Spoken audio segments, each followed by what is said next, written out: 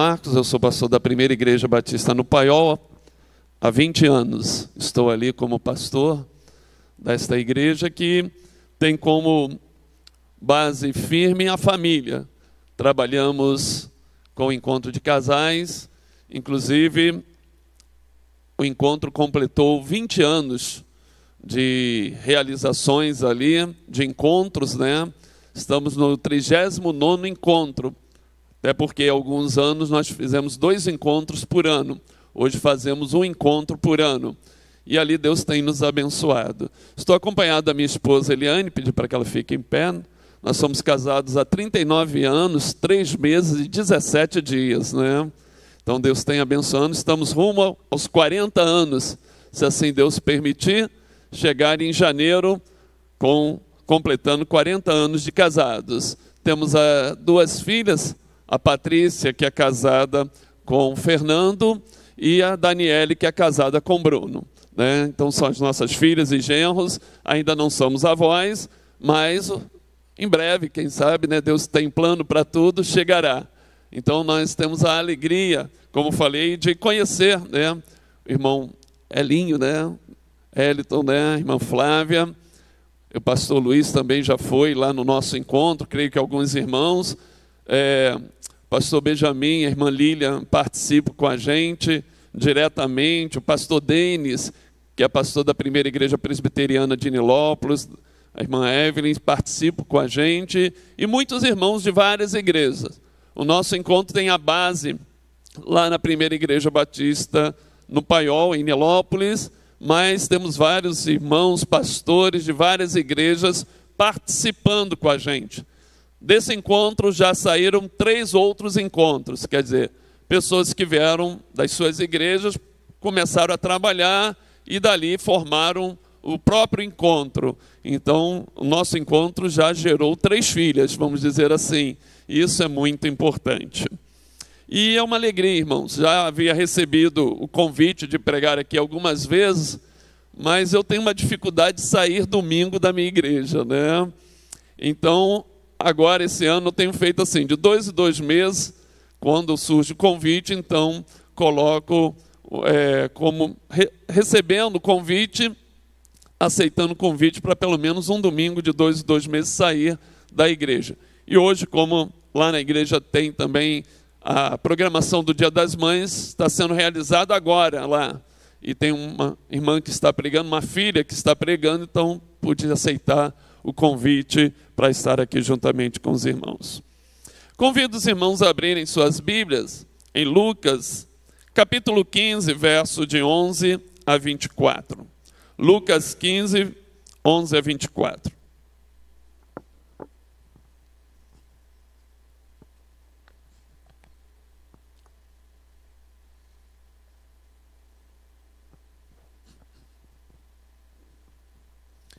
O texto da palavra de Deus nos diz da seguinte forma: E Jesus disse ainda, um homem tinha 2 filhos.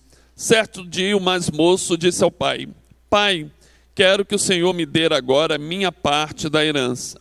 E o pai repartiu os bens entre os 2. Poucos dias depois, o filho mais moço ajuntou tudo o que era seu e partiu para um país que ficava muito longe. Ali viveu uma vida cheia de pecado e desperdiçou tudo o que tinha. O rapaz já havia gastado tudo quando houve uma grande fome naquele país e ele começou a passar necessidade. Então procurou um dos moradores daquela terra e pediu ajuda. Este o mandou para a sua fazenda a fim de tratar dos porcos. Ali com fome, ele tinha vontade de comer o que os porcos comiam, mas ninguém lhe dava nada. Caindo em si, ele pensou, quantos trabalhadores de meu pai têm comida de sobra? E eu estou aqui morrendo de fome. Vou voltar para a casa do meu pai e dizer, Pai, pequei contra Deus e contra o Senhor, e não mereço mais ser chamado de seu filho. Me aceite como um dos seus trabalhadores. Então saiu dali e voltou para a casa do pai. Quando o rapaz ainda estava longe de casa, o pai o avistou, e com muita pena do filho, correu, o abraçou e o beijou. E o filho disse, Pai, pequei contra Deus, contra o Senhor, e não mereço mais ser chamado de seu filho. Mas o pai ordenou aos empregados, depressa, tragam a melhor roupa e vistam nele, Põe um anel no dedo dele e sandálias nos seus pés.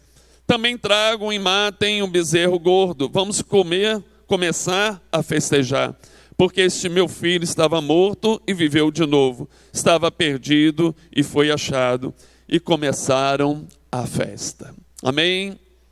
Sua família pode ser melhor. Essa é uma afirmação. E não há dúvida nisso quando nós pensamos em família. Lucas 15, irmãos, ele tem ali 3 parábolas, que o sentido dele é chamado pelos historiadores de parábolas dos perdidos. As 3 parábolas, melhor dizendo, são a resposta do Salvador, de Jesus, aos fariseus e escribas, depois de terem condenado para comer e beber com pecadores. As 3 parábolas que a gente encontra no capítulo 15, da ovelha perdida, da dracma perdida e do filho perdido, contém não apenas palavras de esperança pelo pecador arrependido, mas também uma forte repreensão àqueles que ali estavam por uma autoavaliação de justiça. Jesus está trabalhando esse tema porque tanto os fariseus e escribas, os religiosos da época, não conseguiam entender porque Jesus, por exemplo, comia e bebia com pecadores, porque ele entrava na casa de pessoas que, ao segundo seu olhar, a sua visão, eram pessoas indignas. Mas o amor de Jesus ajudava a agregar a todos um olhar diferente. Hoje, porém, nós não vamos falar sobre esta ênfase que o capítulo 15 nos traz. Mas eu quero fazer uma leitura diferente.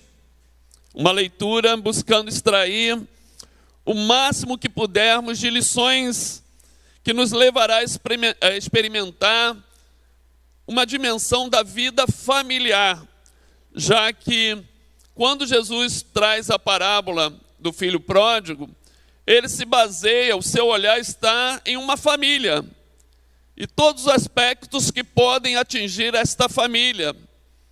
Então hoje eu convido você a olhar para esse texto e exatamente como ele está escrito, pai, filhos, família, e perceber aqui que lições nós podemos extrair desse texto para que a nossa família seja melhor, para que a gente possa avançar cada vez mais buscando o melhor para os nossos filhos, o melhor para os nossos cônjuges, o melhor para a família. E essa leitura da vida familiar, ela é muito realista. Jesus, quando conta aqui, ele traz detalhes interessantíssimos que a gente vai utilizar aqui neste momento. Ele descreve esta família como um lugar de dor, mas também de alegria, de encontros e desencontros, de perdas e ganhos. Então Jesus trata, dentro da parábola, o que ele quer falar para aqueles que estavam ouvindo, mas ele tem como pano de fundo uma família. E é dentro desta família que eu quero então extrair essas lições para que nesta noite o Senhor possa falar nos nossos corações.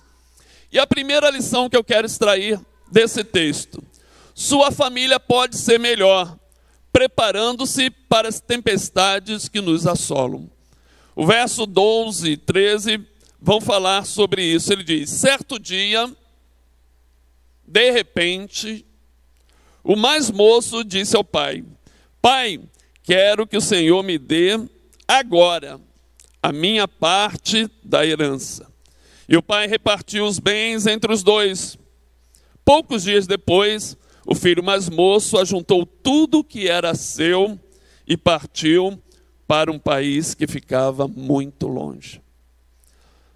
Essa parábola começa dizendo que aquele ambiente familiar, no qual tudo estava tranquilo, filhos trabalhando, a família unida, mas o texto começa, certo dia, e eu posso trocar assim, de repente, algo começa a acontecer naquela família.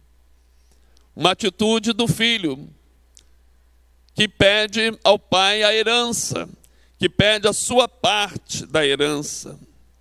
De repente, aquele filho caçula, ele diz: pai, quero que o Senhor me dê agora a minha parte da herança. Ele desejava ir embora. Ele desejava sair daquele ambiente familiar para desfrutar não só da herança, mas do mundo que para ele era a melhor coisa, fora do ambiente familiar.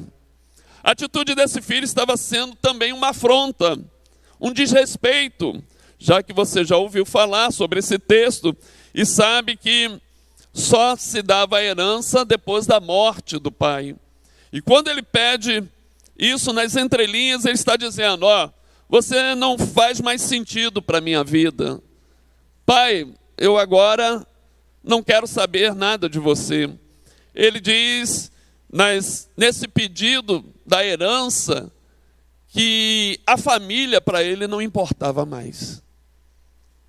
E essa atitude traz tristeza, mas o pai assim concede o que o filho pediu, a parte da herança.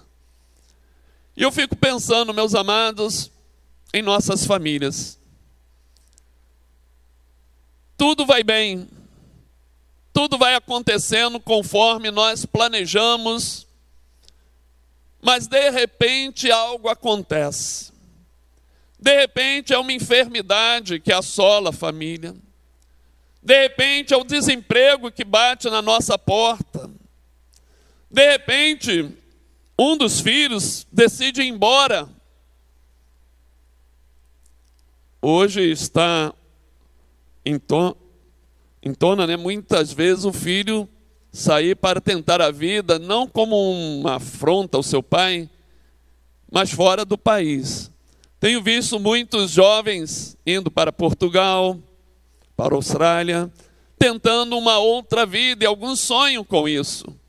E por mais que seja um sonho que até a família compartilha desse sonho, mas quando chega o momento, aquilo traz uma aflição. Aquela momentânea separação, ou às vezes não é por um dia, por um mês ou por muitos anos, traz para a família aquela saudade, já por antecedência do que vai acontecer. Recentemente, filho de um casal de diáconos, já casado, estava até com bom emprego aqui no Brasil, mas ele decidiu sair, pediu contas, está vivendo fora do país. E agora a esposa com a filhinho melhor dizendo, vai no dia 1º de junho encontrar com seu esposo e filho desse casal. A princípio para eles foi um choque, porque eles demoraram a ser avós. E agora, além do filho, da nora, o netinho vai para tão longe, tão longe. Apesar de ser uma expectativa boa, uma mudança de vida, mas eles estão já com saudades. E apesar de toda a tecnologia que hoje a gente pode ter o contato de pessoas que estão tão distantes, parecendo que estão tão perto, videochamada e outros, o coração daquela família bateu um pouco mais forte da saudade. Às vezes, meus amados, a nossa família está caminhando muito bem, mas as tempestades acontecem. Como diz lá em Mateus 7, 24 a 27, que diz assim: portanto, todo aquele que ouve as minhas palavras e as pratica, será semelhante ao homem prudente que edificou a sua casa sobre a rocha.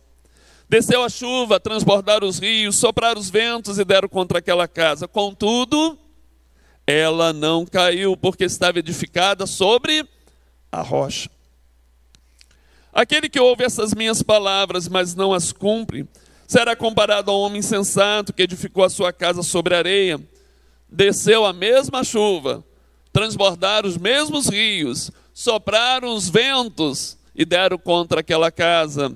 e ela caiu. E foi grande a sua queda, pois a sua base, a sua edificação estava na areia. Tempestades existem, ventos fortes vêm em todos os momentos e assolam as nossas famílias, assolam jovens, adolescentes, crianças, adultos. E muitas vezes essa tempestade vem no momento que a família não está preparada e causa um transtorno muito grande. Como eu falei inicialmente, às vezes uma enfermidade,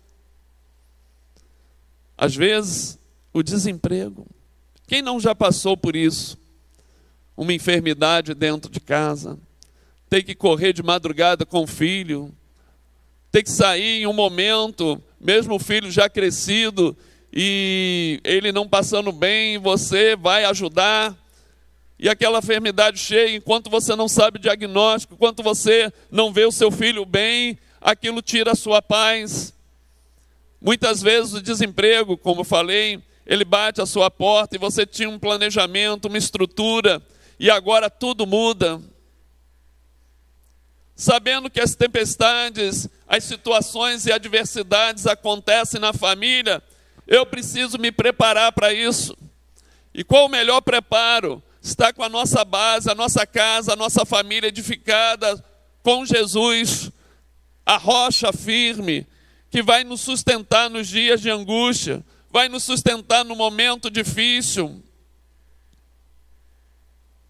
Lembro, em 2021, em pleno auge da Covid, eu fui acometido pela segunda vez, a primeira em maio de 2020, e a segunda vez em 9 de janeiro de 2021. Estava de férias com a família. E de repente, é esse mesmo momento, de repente, começou uma febre. Estranhei, falei com a minha esposa, estou com febre. E é difícil ter febre. Como eu estava com muita dor de cabeça, pensei, pode ser sinusite. E aí ligamos para uma médica que acompanha a gente, ela, vamos entrar com antibiótico, se for já sinusite já vai resolver. Mas não resolveu. Passou 4, 5 dias, e quando o meu olfato sumiu, e eu falei, já estava isolado da família, acho que estou com Covid. Fui ao hospital e lá com os exames veio o diagnóstico, era Covid. Conseguimos voltar para o Rio, para Nilópolis, e ali fazer o tratamento por alguns dias, mas o meu estado foi piorando, a oxigenação abaixando até 82. Eu ainda em casa, e aí as filhas e os genros com a esposa, e a médica que nos atendia falou, vai para o hospital, corre para o hospital, porque a oxigenação está muito baixa. E ali começou a minha luta, e começou a luta da família. Internação, 26 dias internado, 19 no CTI. Passei alguns dias ainda dessa internação no quarto, isolado, né? Ainda tinha o acesso ao celular, podia falar com a família todos os dias, fazer videochamada, até que lá no hospital o meu estado foi piorando, e veio a notícia, você vai para o CTI. Liguei para a família e falou, vou para o CTI. Eu não sei o que vai ser daqui para frente, mas estejam orando. E ali houve um mover da família, dos amigos, da igreja, das igrejas, de quem soube, em oração. E ali a gente viveu aquele momento de luta contra a enfermidade.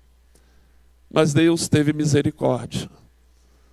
E após 26 dias de internação, Ele me deu alta. Primeiro foi o Senhor que me deu alta, depois os médicos que me deram. Mas foi um momento difícil, porque eu estava internado no CTI, não tinha contato com a família, e ao mesmo tempo a minha esposa estava com Covid dentro de casa, também um estado difícil, minha filha e genro também. Lá eu não sabia de nada, mas elas vivendo também uma luta tremenda sobre isso. Por que eu estou contando para você isso? Porque o que nos sustentou a todo momento, meus amados, foi a presença do Senhor. Eu senti a presença do Senhor naquele CTI. Eu sentia Deus tocando em nossas vidas ali e colocando pessoas certas, no momento certo para cuidar. Ele mandou uma irmã em Cristo, 73 anos ela. Ficou do meu lado no CTI. E ela chegou lá também com Covid, um estado melhor do que o meu, mas pela idade, ela ficou ali, irmã Sueli. E ela muito alegre. Cantava louvores, e eu me identifiquei também como pastor evangélico. Pastor, vamos orar um pelo outro. E assim nós fazíamos. Orávamos por todos que estavam ali no CTI, orávamos pelos enfermeiros, orávamos pelos médicos. Ela cantava o tempo todo. E eu fui me fortalecendo porque eu emagreci 30 quilos. Desde o momento que eu entrei no hospital, naquele momento de CTI, então fui sugado. E eu não tinha força nem para orar só na mente. Falar palavras era difícil, mas Deus foi fortalecendo e a gente conseguia cantar louvores ao nosso Deus. O que nos sustentou foi Jesus, irmãos. O que sustenta a família é o nosso Senhor, a nossa base, a nossa rocha firme. Estejam certos, por mais que você não queira, uma tempestade pode chegar, e não é uma palavra pessimista, não, porque elas existem. A família sempre vai passar por situações difíceis, mas o que faz a diferença é onde a sua vida, a sua fé está edificada, onde você tem aquele que vai te confortar, consolar, mas aquele que vai te sustentar diariamente. E esse nome, e essa pessoa tem nome, é Jesus. Por isso, sua família pode ser melhor preparando-se para as tempestades que assolam, se apegando a Jesus a cada momento, a cada situação, seja na alegria, seja em momentos tristes, seja nas adversidades, seja nas vitórias, seja na enfermidade, seja na cura, nos milagres. Jesus está ali com você em todo o tempo. Ele não desiste de você. A família, para estar melhor, ser melhor, estar de pé, irmãos, precisa ter Jesus orientando, sustentando, e você a quem buscar diariamente com a sua oração. Porque quando você enfrenta tempestades e adversidades, parece que você não vai suportar aquilo, parece que você não vai aguentar quando vem uma palavra negativa, um problema que assola você. Só Jesus vai te levantar, só Ele te levanta.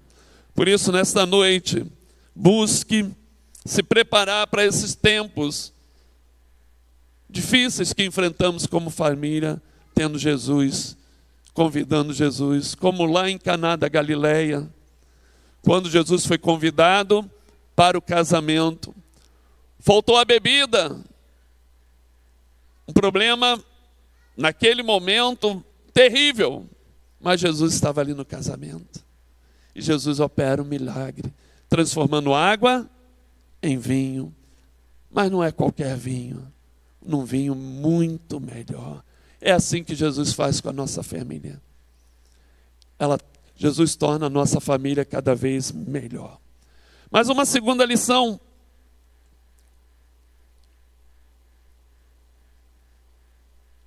Sua família pode ser melhor admitindo os erros e se arrependendo. Muitas vezes cometemos erros na trajetória familiar. Às vezes uma palavra que a gente traz para o filho, que traz mágoa no coração. Às vezes o filho traz uma palavra que magoou o coração dos pais. O texto diz no verso 13 ao 18 o seguinte: ali viveu uma vida cheia de pecado e desperdiçou tudo que tinha.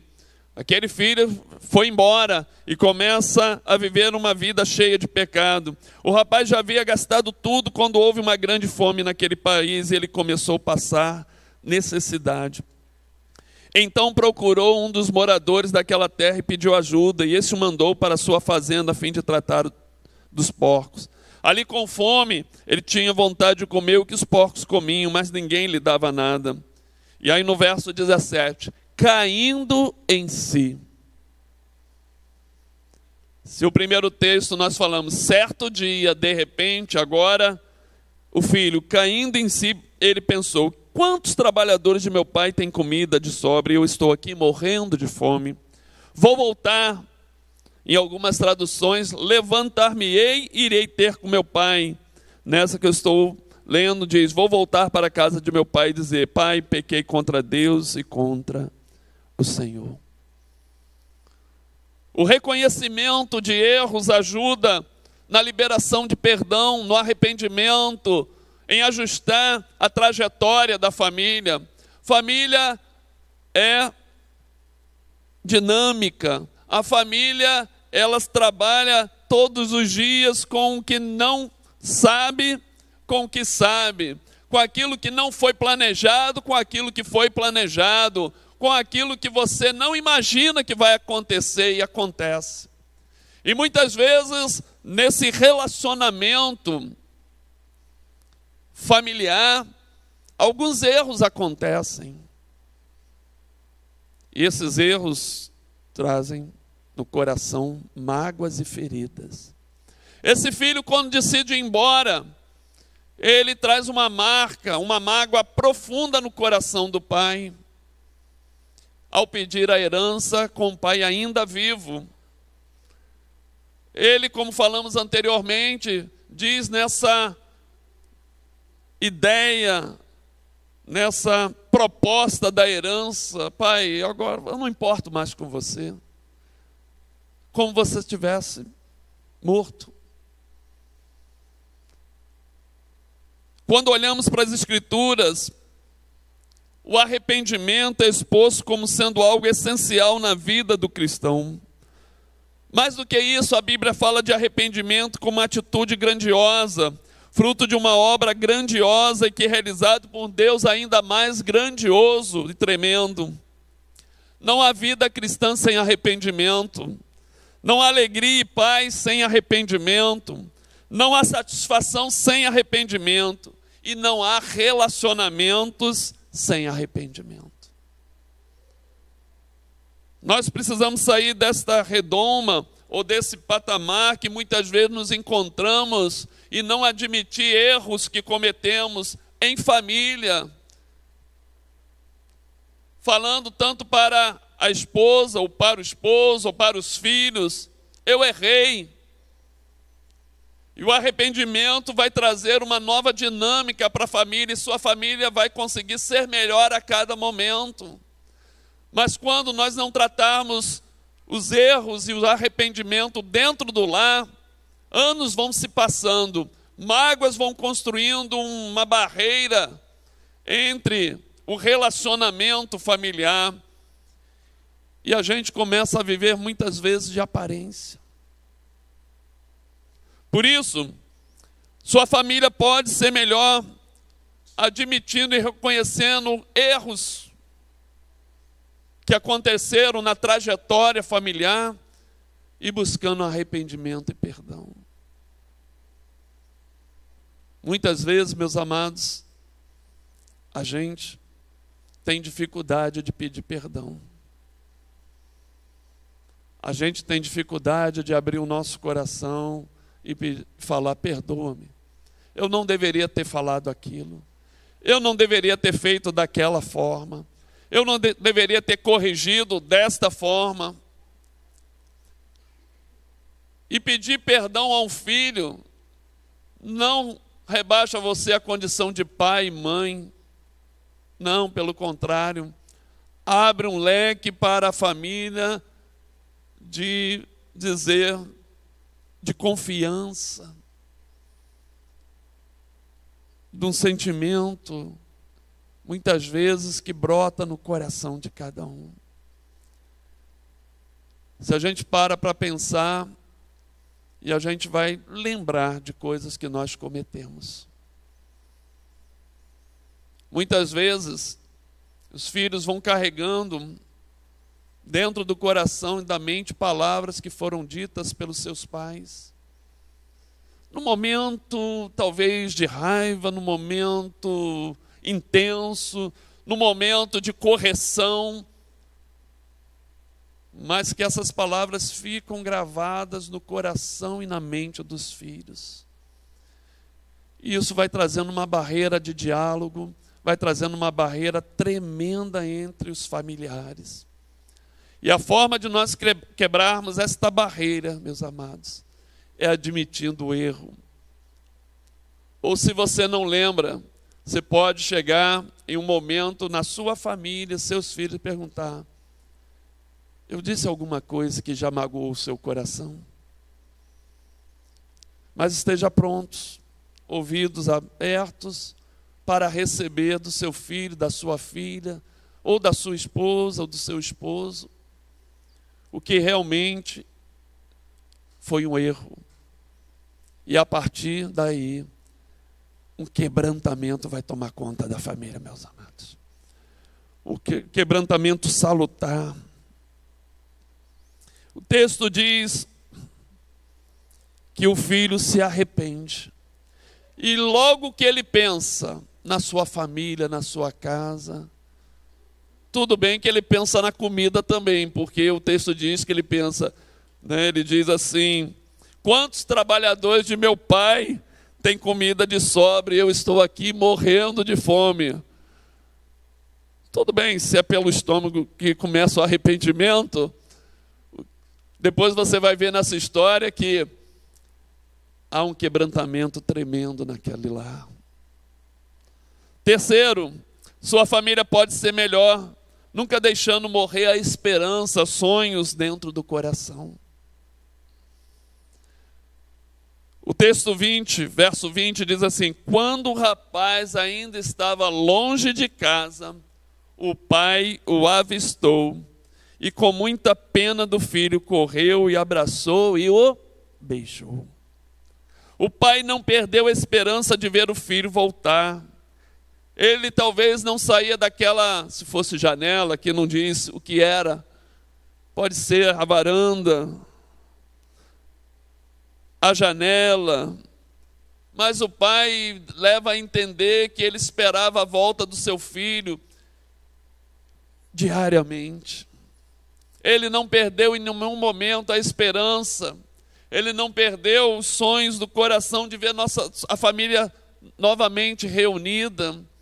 E você não deve perder, deixar morrer a esperança de sonhos dentro da sua casa, dentro do seu coração. Sonhos esses que talvez não foram ainda realizados, sonhos esses que ainda estão na sua mente, escrito, mas ainda não aconteceram. Coisas que você projetou há anos atrás, no início do seu casamento, e ainda não aconteceu. Não deixe morrer a esperança, os sonhos que Deus tem colocado no seu coração. E quando nós chegamos a essa época, que é uma ênfase maior da família, no mês de maio, algumas coisas Deus vai trazer à sua memória, que você sonhou, que você projetou para a sua vida familiar, mas que ainda não conquistou. É como se Deus estivesse dizendo para você: não desista, não pare, continue sonhando. Os votos que foram feitos lá no momento do casamento, esses votos são reais a cada momento. E a gente, de vez em quando, faz a renovação de votos entre casais.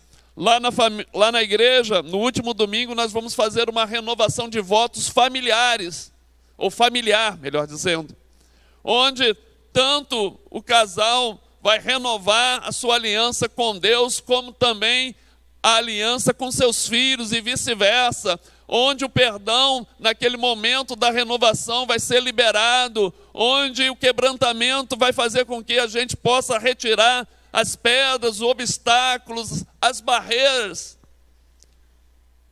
que se agigantaram na nossa vida familiar.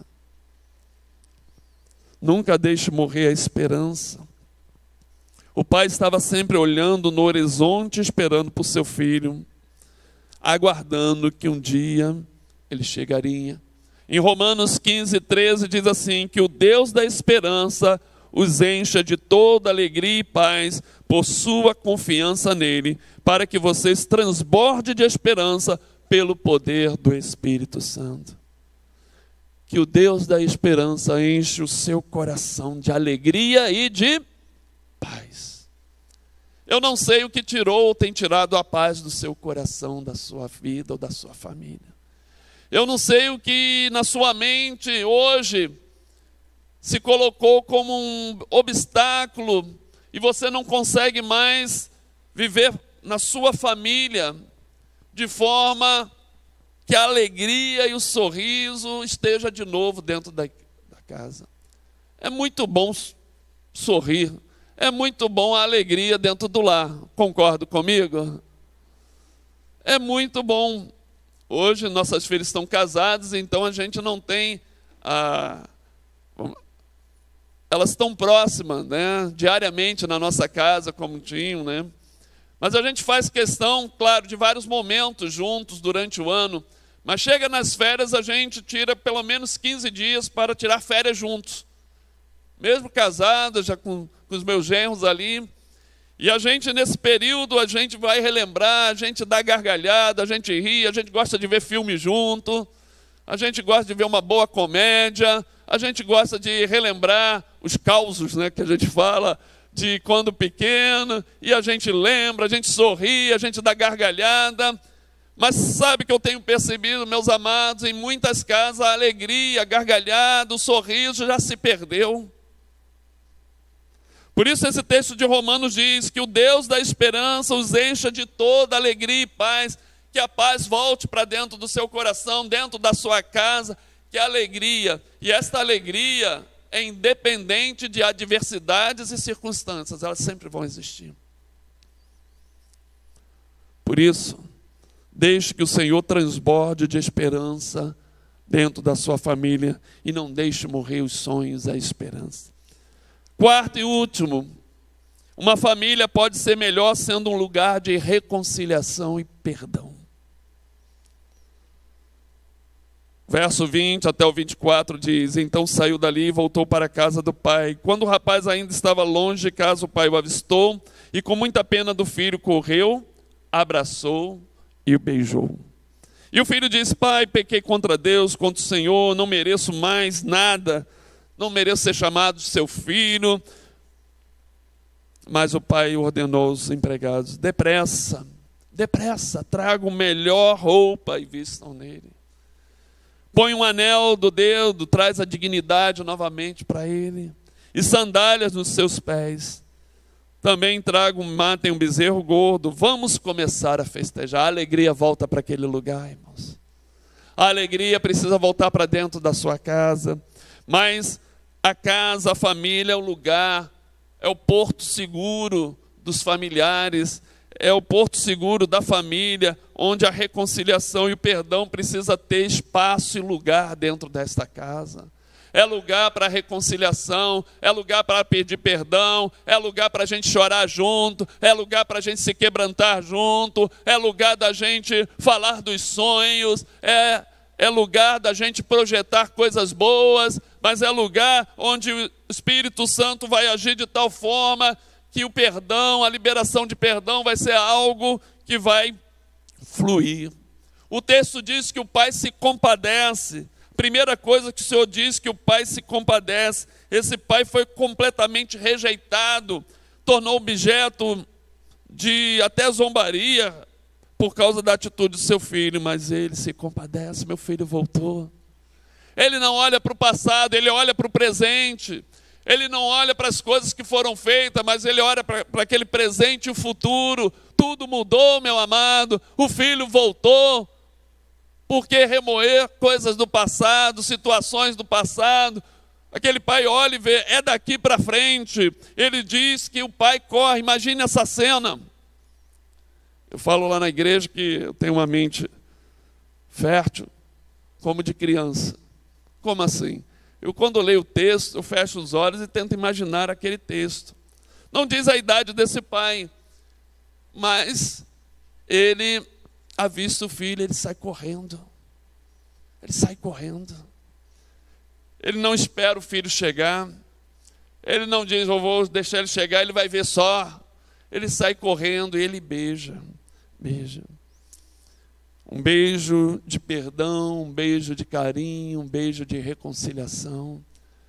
Um beijo que quebranta aquele filho.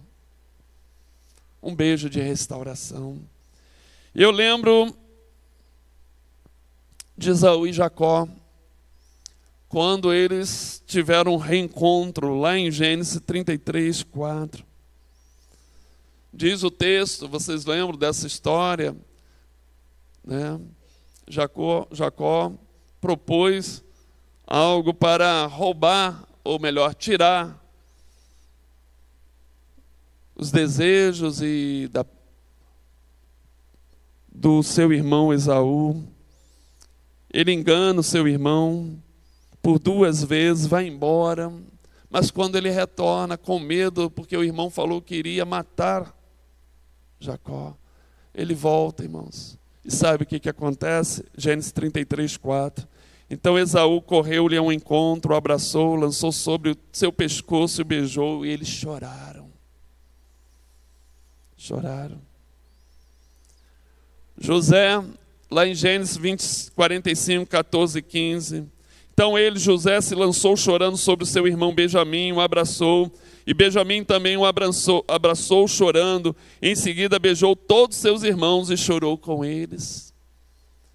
José também sofreu com seus irmãos, mas ele chega um momento, irmãos, que o abraço, o beijo, o choro quebranta o coração de cada um. Por isso, a nossa casa, a nossa família é lugar de reconciliação e de perdão. É o lugar que a gente tem que fazer de tudo para que haja essa reconciliação. Por isso, nesse texto, meus amados, que nós lemos, diz que sua família pode ser melhor. Preparando-se para essa tempestade que nos assolam, admitindo o erro e se arrependendo, nunca deixando morrer a esperança e sendo lugar de reconciliação e perdão. Sua família vai contagiar a outras famílias. As outras famílias vão contagiar outras e mais outras. Mas precisa que comece com você, a sua casa. Eu gostaria que você fechasse seus olhos nesse momento.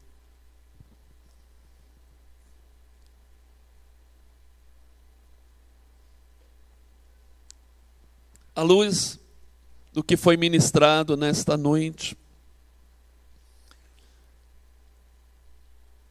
eu quero perguntar, como está a sua família? Como está você, filho?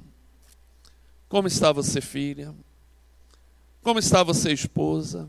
Como está você, esposo? Como está vocês, pais?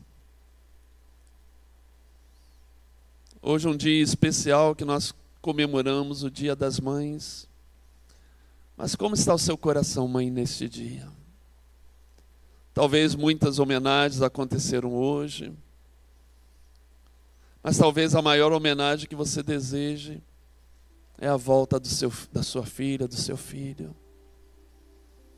Talvez algumas coisas que se perderam pelo caminho, essa trilha, esse caminho da família que muitas vezes não é fácil. Às vezes perdemos coisas que ficaram para trás. Mas a palavra de Deus diz que a gente pode novamente ser feliz. Que a gente pode voltar e ter este momento novamente dentro da casa de alegria, de paz. Eu não sei o que se perdeu durante essa caminhada. Mas eu sei uma coisa, que Jesus pode restaurar. E Jesus deseja restaurar. Por isso, eu quero orar pela sua vida, pela sua família.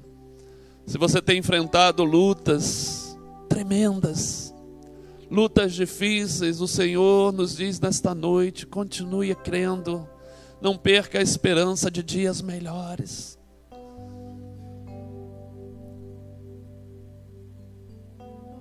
Talvez você que sonhou com seu filho, ainda não pôde tê-lo por uma situação, às vezes, do corpo, hormonal, ou algo que tenha atrapalhado.